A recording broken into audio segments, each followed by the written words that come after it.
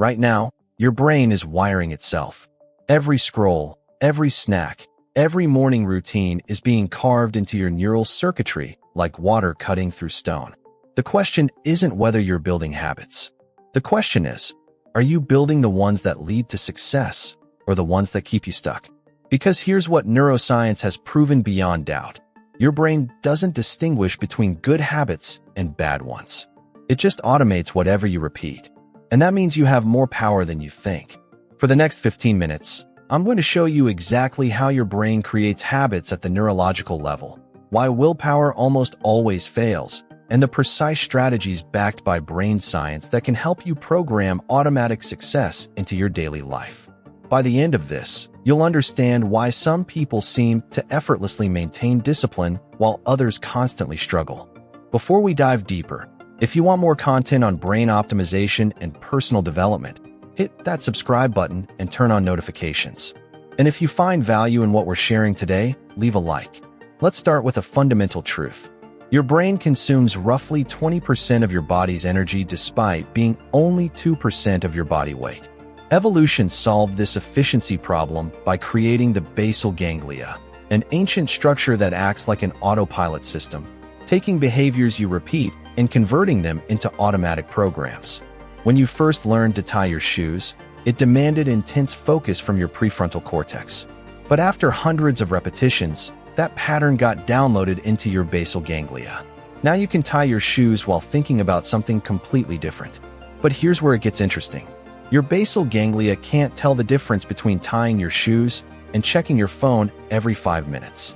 It can't distinguish between going for a morning run and reaching for junk food when you're stressed. Whatever pattern you feed it through repetition, it will automate. Once a habit is encoded, it becomes incredibly difficult to erase. Neuroscientists now know that habit pathways remain in your brain permanently. They can be overridden or replaced, but never fully removed. This explains why people who quit smoking for years can suddenly feel intense cravings if they encounter the right trigger. Understanding this changes your entire approach to personal development. You're not trying to eliminate bad habits through sheer willpower. You're trying to build stronger competing habits that override the old ones. Think of your neural pathways like trails through a forest. The more you walk a particular path, the wider it becomes. If you want to stop using that path, you need to create a new path and walk it so consistently that it becomes easier to follow than the old one. This brings us to the habit loop, a framework that neuroscientist and Graybiel discovered at MIT. Every habit follows the same three-part structure: cue, routine, and reward. The cue triggers your brain to initiate the automatic behavior. The routine is the behavior itself. The reward is the positive reinforcement that tells your brain this loop is worth repeating. When these three elements combine and repeat consistently, they create a neurological pattern that becomes encoded in your basal ganglia. Let me give you a concrete example. Someone who always eats cookies while watching television has established a loop. The cue is sitting on the couch and turning on the TV. The routine is walking to the kitchen and eating cookies. The reward is the combination of sugar and pleasure. After enough repetitions, this becomes automatic. The moment they sit down, their brain initiates the routine without any conscious decision-making. Now here's the crucial insight. The reward isn't just about the cookies. Research shows that the anticipation of the reward is actually more powerful than the reward itself. Your brain releases dopamine when it predicts the cookie is coming, not when you eat it. This anticipatory dopamine creates the craving that drives the habit. By the time you're consciously aware of wanting cookies, your basal ganglia has already initiated the routine. This is why willpower fails so consistently. So how do you reprogram this system? You can't change the cue or the craving once the habit is established, but you can change the routine while keeping the same cue and delivering a similar reward. This is called habit substitution. Instead of trying to stop checking your phone when you feel bored, you identify that boredom is the cue and distraction is the reward. Then you find a different routine that addresses the same cue. Maybe when you feel bored, you do 20 push-ups or read a page of a book. Charles Duhigg documented how this approach helped people overcome everything from nail-biting to smoking. The key is identifying what reward your brain is actually seeking. Sometimes it's obvious, like a sugar rush. but often it's more subtle. Maybe checking social media is about feeling socially connected, or avoiding a difficult task, or simply experiencing novelty. Once you identify the true reward, you can experiment with different routines that deliver that same reward in a healthier way. But here's where most attempts fail. People try to change too much too fast, overwhelming their prefrontal cortex. Brain imaging studies show that self-control and decision-making use the same limited pool of mental energy. Every decision you make, every temptation you resist depletes this resource. By the end of a long day, your prefrontal cortex is exhausted. This is why you can resist donuts in the morning but cave to ice cream at night. The solution is to minimize the decisions required for your desired behaviors while maximizing friction for undesired ones. This is where environment design becomes crucial. Your environment is essentially a collection of cues that trigger automated responses. If you design your environment to cue good habits and add friction to bad ones, you're working with your neurology instead of against it. If you want to exercise in the morning, lay out your workout clothes the night before. Put your running shoes next to your bed. Compare that to someone whose workout clothes are in the dirty laundry.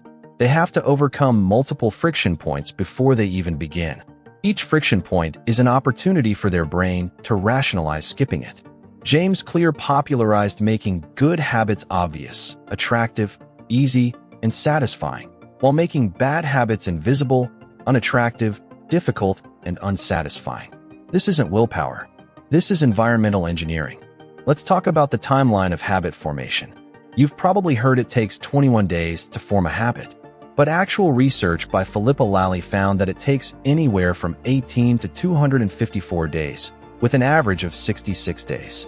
The variation depends on the complexity of the behavior. Simple habits automate faster than complex ones. Here's the critical insight. Missing one day doesn't reset your progress. The formation of the neural pathway is gradual.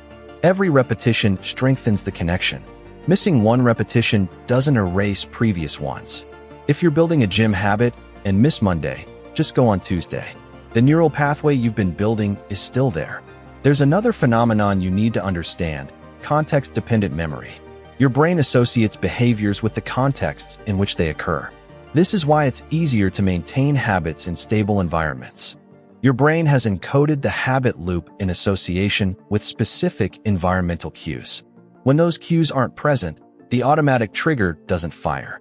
This is also why identity-based habits are so powerful. When you frame habits around identity rather than outcomes, you're working at a deeper neurological level. Instead of saying you want to run a marathon, you say you're a runner. This engages different brain systems. When a behavior aligns with your identity, it feels less like forcing yourself and more like expressing who you are. Every time you run, you're proving to yourself that you're the kind of person who runs. Jim Kwik, one of the world's leading experts on brain performance, emphasizes this connection. He teaches that if you want to improve your memory, stop saying, "I'm terrible with names." These statements aren't just descriptions. They're programming. Your brain hears them as instructions. But when you shift to saying, "I'm becoming someone with an excellent memory," your brain starts looking for ways to make that statement true. Let's address motivation. Most people wait to feel motivated before taking action. But neuroscience reveals this is backwards. Motivation often follows action rather than preceding it. When you take action, you create momentum. Your brain releases dopamine in response to progress. This is why the 2-minute rule works. Scale your desired habit down to something that takes just 2 minutes. Want to build a reading habit? Commit to reading 1 page. These tiny actions require minimal energy, but they get you started. B.J. Fogg, who founded the Behavior Design Lab at Stanford, discovered that motivation is unreliable but ability and prompts are controllable. His model shows that behavior happens when motivation, ability, and prompt converge. Most people try to increase motivation, which is the least reliable factor. Instead, make the behavior tiny and anchor it to something you already do. After you pour your morning coffee, do 2 push-ups. The coffee is your prompt. You're not relying on motivation. This connects to temptation bundling, a strategy developed by Catherine Milkman. Combine something you need to do with something you want to do. If you love a particular podcast but need to exercise more, only allow yourself to listen while working out. Your brain learns to associate the workout with the pleasure of the podcast. Now we need to talk about habit stacking. Since habits are triggered by cues, you can use existing habits as cues for new ones. After you pour your morning coffee, you meditate for 2 minutes. After you meditate, you write down 3 things you're grateful for. You're creating a chain where each habit serves as the cue for the next. This works because you're anchoring new behaviors to established neural pathways. The power of this compounds over time. Imagine building a morning routine where one habit automatically triggers the next. Within 30 minutes of waking up, you could complete a sequence that sets up your entire day. When your morning routine is automatic, you're not using willpower to drag yourself through it. Here's something that might surprise you. Celebration matters. BJ Fogg found that the moment right after you complete a behavior is crucial for wiring it in. If you do something and immediately feel good about it, you strengthen the neural pathway. He recommends doing a celebration, anything from a fist pump to saying victory. It sounds silly, but it works because you're deliberately triggering positive emotions that your brain associates with the behavior. As we bring all these insights together, think about what success actually looks like from a neuroscience perspective. It's not about having superhuman willpower. It's about understanding how your brain creates automatic behaviors and then deliberately engineering those systems to work in your favor. Every successful person you admire has just built better systems. They've designed environments that cue productive behaviors. They've established routines that automate the actions that lead to their goals. The beautiful thing is that it's entirely within your control. You can't always control your circumstances or how much natural talent you have, but you can control what you repeat. And what you repeat becomes automatic. Right now, you have the opportunity to start building the neural pathways that will define your future. The brain you have a year from now will be shaped by what you do today. The habits that feel automatic a year from now are the ones you start building today.